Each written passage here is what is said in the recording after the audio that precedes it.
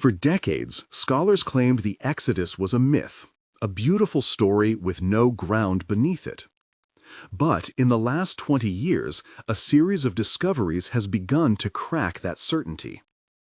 Campsites that shouldn't exist, pigments and dyes from workshops in the Sinai that shouldn't be there, metal-smelting sites far more advanced than historians believed possible, and inscriptions naming a people who shouldn't have been in Canaan that early, but were.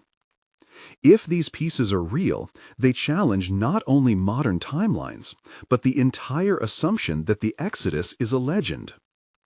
To understand why, we need to go back to the heart of the account, to the construction of a sanctuary that should have been impossible for nomads to build.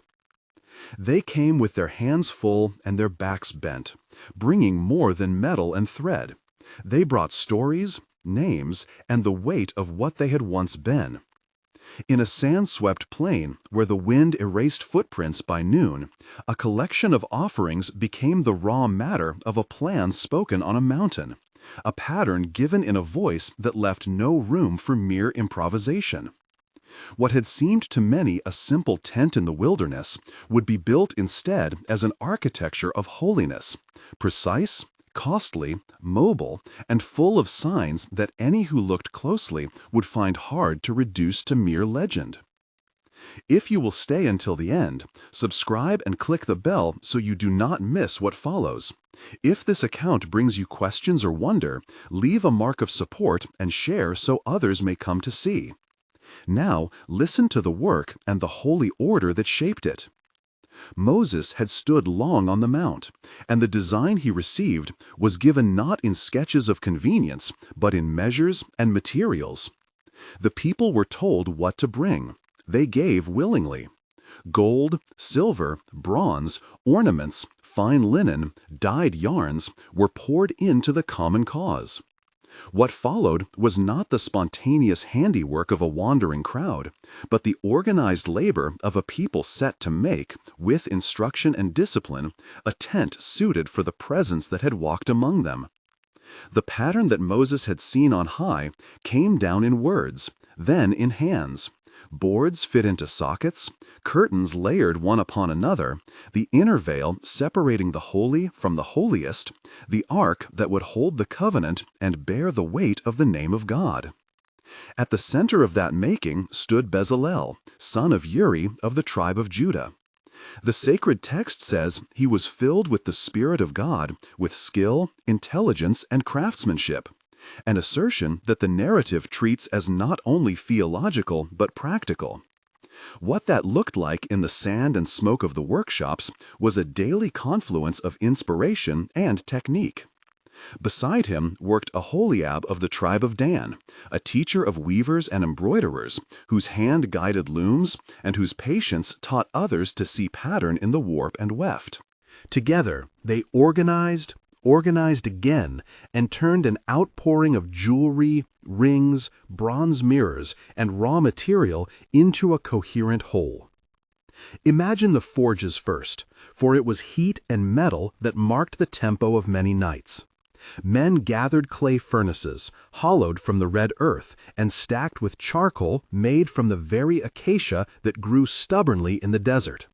To produce charcoal, they fed slow fires and slowed the air so the wood blackened and preserved its carbon rather than burning to ash. The smell of resin and smoke hung low and sharp. Bellows, simple leather bags, were pumped in rhythmic sweeps by pairs of workers. Their breath, forced over burning coals, raised temperature and transformed brittle ore into malleable bronze and, with patience, brought gold to a soft, workable state. Gold, in particular, required mastery. The command given in the pattern called for beaten work in places, to make a lampstand or overlay a chest with the shimmer of beaten gold. To beat gold was to coax thinness from stubborn metal without cracking it. The gold was worked warm, annealed with a careful touch, heated in the small clay ovens until it was soft, then hammered with smooth-faced tools on wooden stakes. Between blows, the metal went again to heat, relieving strain, then to cool. A single craftsman might never finish a complete ornament alone. The making of the lampstand, the menorah, demanded a guild-like attention, a choreography of hammer, fire, and eye for symmetry. The ancient words recorded that certain items were made of hammered work, and the hands in the tent learned to read the metal the way a scribe read a text, stroke, blow by blow. Not all skills were of iron and fire. The women's workshops bent to another kind of alchemy. Spindles clicked in the long shade of tents as linen was spun from flax and blue and purple threads appeared from an entirely different sea. The purple that the pattern demanded had long been synonymous with rank and cost, because of the labor that extracted color from shell. Tiny tides and the patience of hands were required to coax dye from the bodies of mollusks. The dye bath took hours, then days, as cloth drank slowly and deep. In the shelter of a low awning, faces dark with soot and hands stained with color worked the thread into veils embroidered with stylized cherubim, winged figures that would be woven into the fabric separating the holy place from the most holy. Oholiab's hands guided the pattern. The women's eyes measured spacing, so the cherubim would meet across a seam like two wings in prayer. There were practical puzzles to solve each morning. How to shape acacia wood into straight boards without the precision of modern planes. They found it with patience and ingenuity. Logs were split along the grain, then smoothed with stone and bronze blades.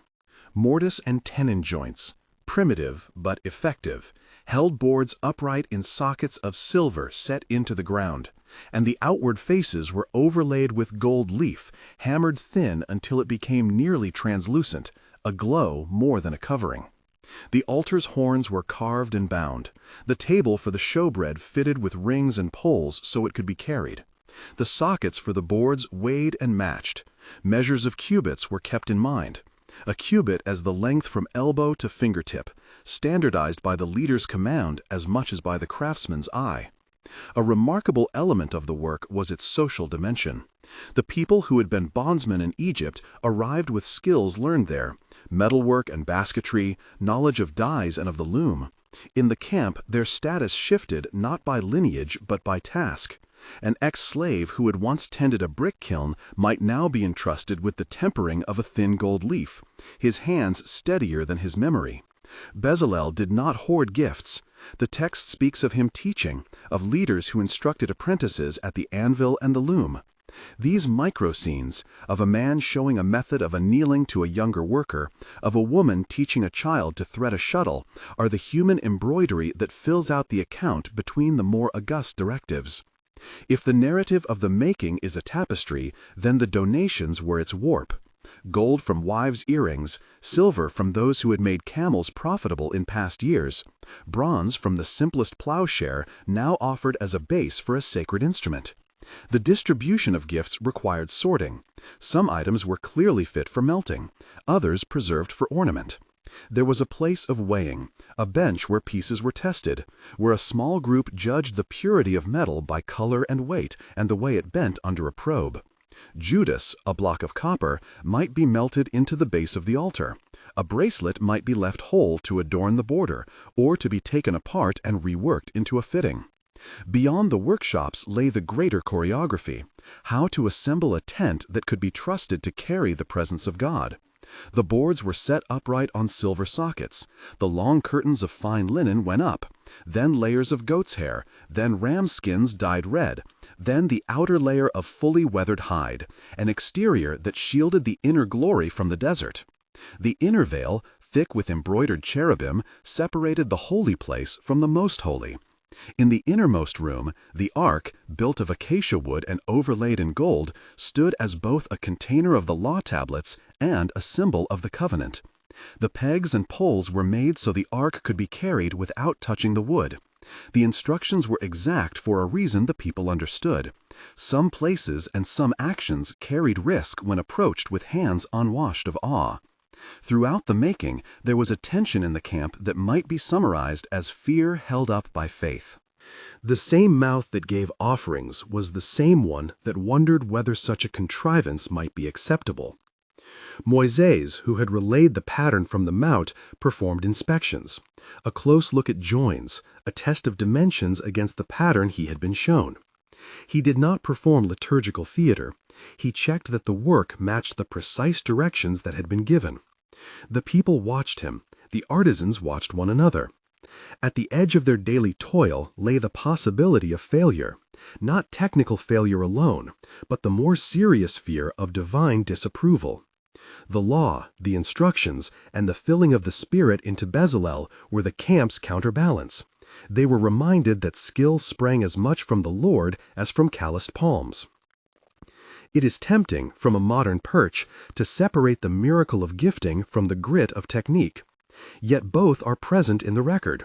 When Bezalel is said to be filled with the Spirit of God, that claim describes a source of wisdom and ability that, on the ground, looks like someone who can see the next step before the apprentice, who can know how a curved leg will bear weight when carved from a stubborn knot in the wood.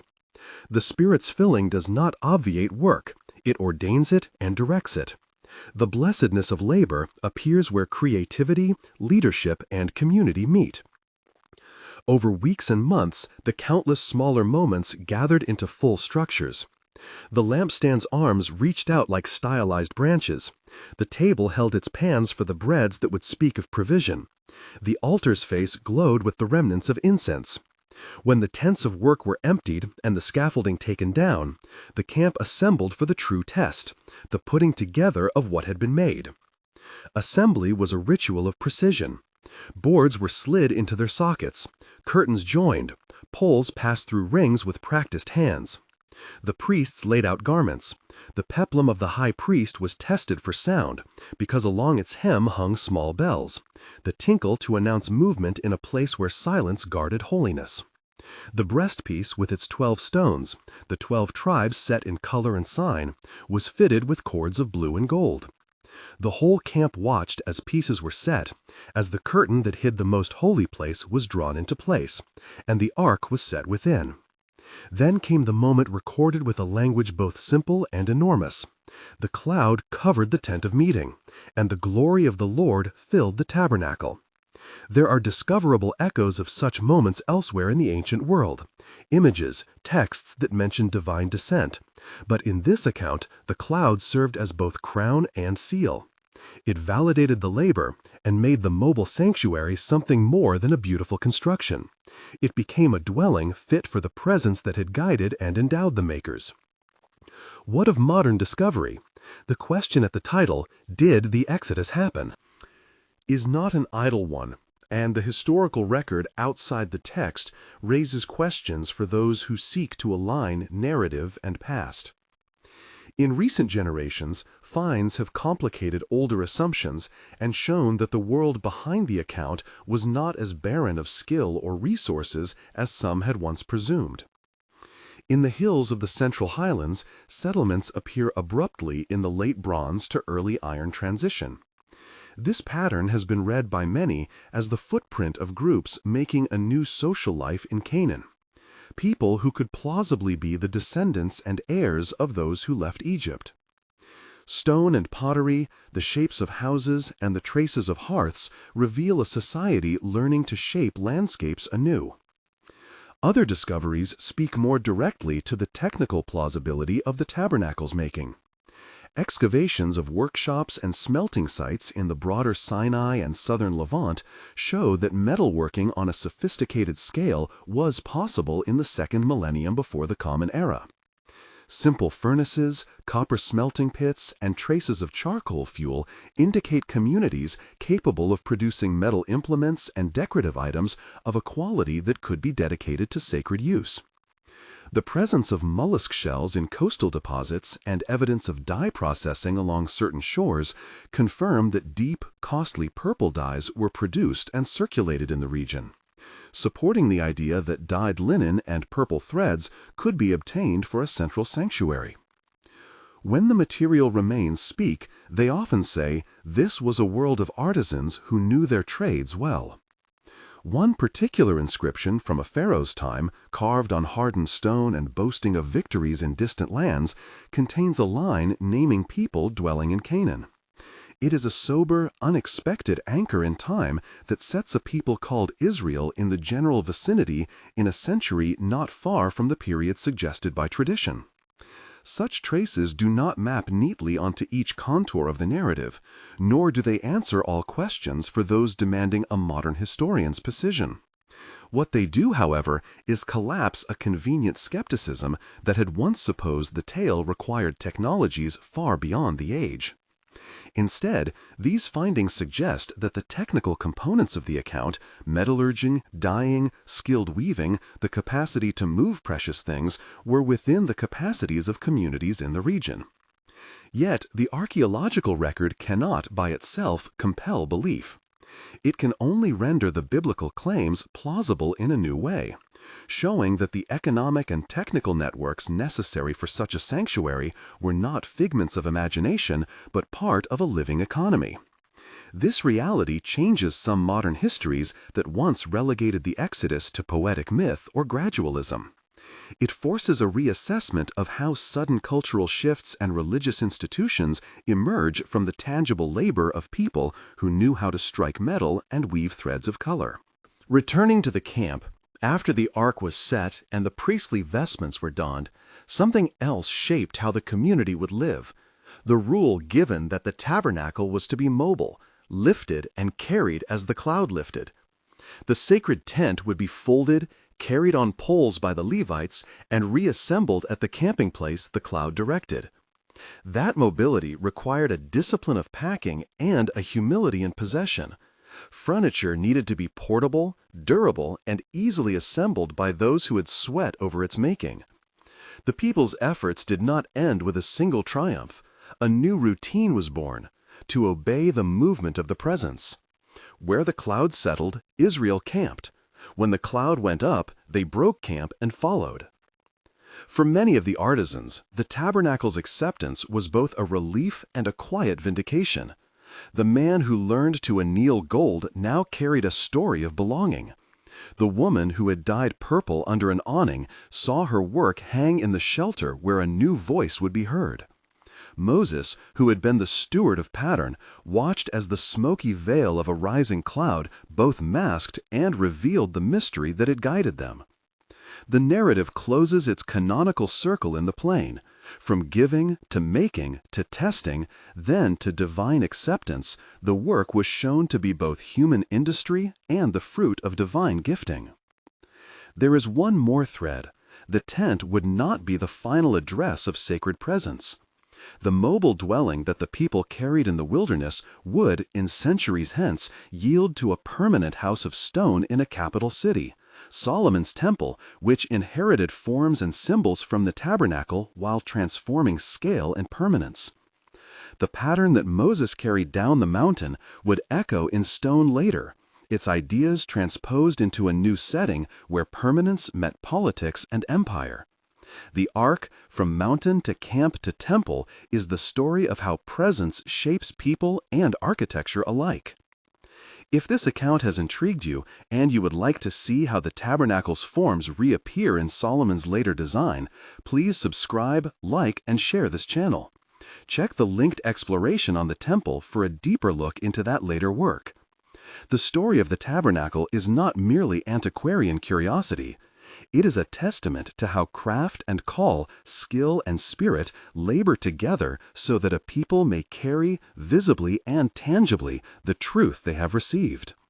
The gold and the dyed cloth, the hammered metal, the prayers in the air, these were not accidents of history, but the careful language through which a community learned to be a household for the holy. When the hill of Zion rose above the plain and a new dynasty began to imagine a capital, the forms born in the desert did not disappear. They multiplied in scale and intention. The tent that had once moved with a cloud became, under a king's commission, a house of stone whose proportions announced permanence. Yet permanence was not simply a matter of durability. It reframed what presence meant. Where a folded tent had taught a people humility in carrying, a temple of cedar and hewn stone taught a nation how to receive awe on a grander stage. The echoes are visible in the plan.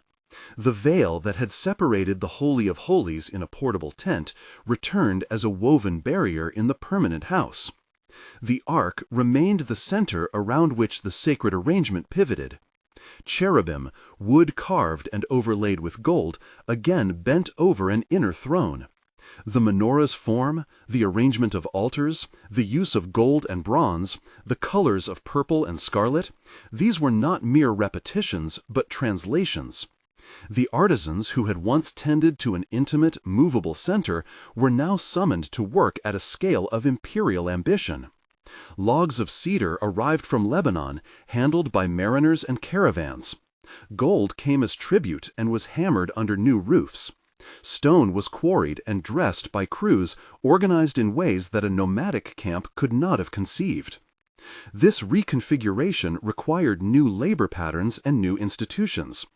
Craftsmen who had been members of tribal households were pooled into workshops, sometimes under royal control, sometimes in the employ of foreign masters who had come with techniques and tools. A craftsman inlaid with skill now found himself among teams that could raise columns and plate walls, that could conceive of space in cubic measures rather than in stakes and poles. Where the tabernacle demanded a tight choreography of packing and lifting, poles passing from shoulders in an ordered human chain, the temple demanded tens of thousands of hands at the quarry, at the harbor, at the cart and beam.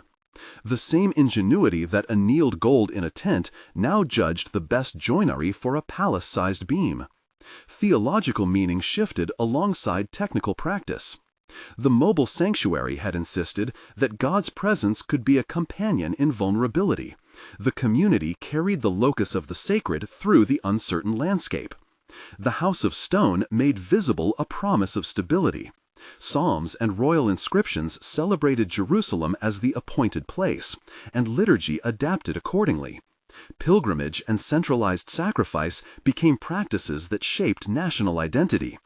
For some, this was a fulfillment, the nomad's tent now fortified in stone, the ephemeral sanctified by permanence. For others, there remained a mournful echo. Once the presence could be found when the camp broke and the cloud rose, now one must go up to a single place to be near it. Politics and piety intertwined. Kings used the temple's architecture to embody covenantal promises and to assert jurisdiction. The same beams that sheltered priests also framed the royal court. The economy of sacred building, tributes paid, materials gathered, artisans conscripted, tied the institution to the mechanisms of power. Men who had once worked for the sake of worship found their crafts enlisted into the symbols of state. That enlistment produced grandeur and also a vulnerability. The more the sacred was melded to the palace, the more the fate of the temple was bound to the fate of the polity. Yet even as stones were squared and cedar planks stretched across lintels, the language of the tent persisted in ritual and memory. Hymns recalled the wanderings. Liturgical forms preserved gestures learned in the open air. Incense lifted, lamps tended, prayers offered facing an inner ark. The Levites carried forward songs and laws, and the priesthood maintained patterns of care that remembered the portable origin. Craftsmen taught apprentices about color and texture in terms whose metaphors still drew on tent flap light and desert wind. In a corner of the temple workshops, a dyer might speak of purple as the color that had first hung under awnings. A smith might measure a plate of beaten metal by the rhythm he first learned beside a fire outside the camp. There was also an inconsistency worth noting. Permanence did not erase contingency. The temple depended on trade routes, on the goodwill of neighbors, on the grain shipped in and the wood spared from other kings' treasuries. What permanence secured in symbolism, it sometimes surrendered in logistical fragility. The very networks that allowed cedar beams to be felled and exported also introduced foreign dependency. Craftsmen from coastal cities brought techniques that enriched the work but also widened the circle of influence around the sacred center. Over generations, the House of Stone itself became a vessel of memory and a subject of critique. Prophets and poets weighed the meaning of a fixed sanctuary when the people's moral life wavered. They asked whether an edifice could guarantee fidelity if hearts were turned elsewhere.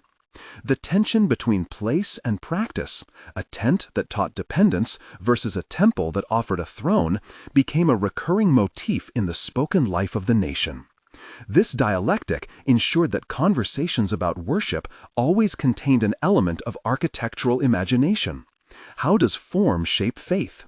How does an arrangement of space coax a people toward justice or reinforce complacency? Craft and call continued to converse. Some artisans found in royal projects a new dignity. Their names, sometimes obscure in earlier days, were attached to stone and wood that might stand for centuries. Other hands that had once embroidered priestly vestments in a humble tent were now given a broader audience, their work paraded before princes and pilgrims. The continuity is not merely technical, it is pedagogical. The tabernacle taught a way of thinking about holiness, material care, exacting workmanship, beauty as ritual vocabulary that the temple inherited and magnified. This inheritance shaped not only buildings but the very imagination of a people. What it meant to be sacred was reframed as something that could be both carried and housed. And so the story moves forward, through the hands and voices that kept transmitting knowledge. In quiet workshops, sons learned the temper of bronze from fathers who had once worked by lamplight beside the desert tents.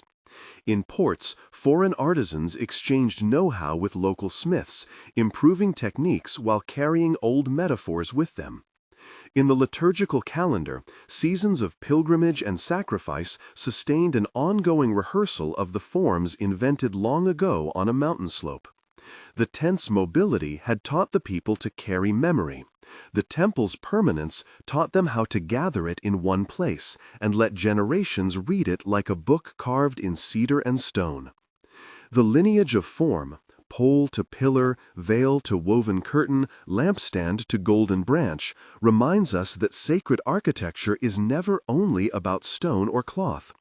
It is about the practices that make a people.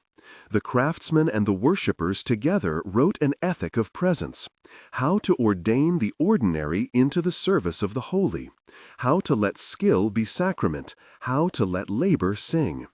Their work contained both blessing and warning, and the echo of that work continued to shape every age that looked back at the tent and forward to the temple.